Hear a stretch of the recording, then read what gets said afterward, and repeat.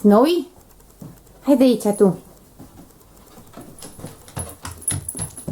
Bravo, fetița.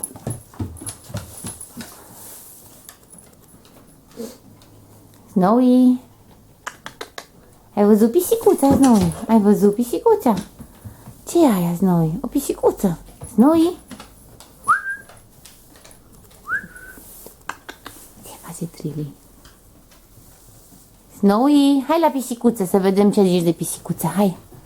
Hai să vedem, hai. Ce zice de pisicuță, fetița? Bravo, fetița. Bravo. Bravo.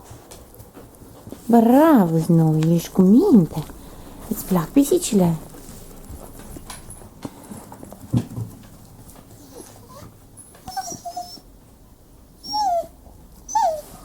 Tu ce vrei?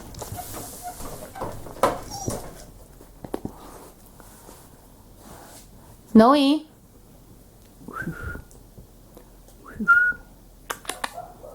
Snowy? Hai la Mari, hai! Snowy? Snowy? Snowy?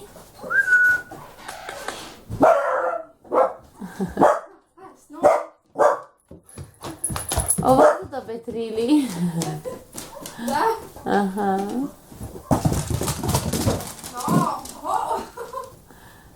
Da. Are nevoie de un pic de educație.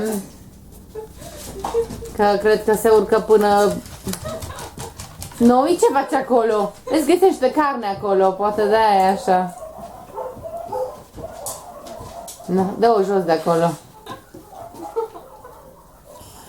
Trebuie să-i fac un film. Am filmat-o. E cât tine? Da. 156. Da, în picioare. Da, ești obraznică. Vezi că se ardă. Imediat se urcă pe... No, gata, ai găsit carnea. O găsit carnea.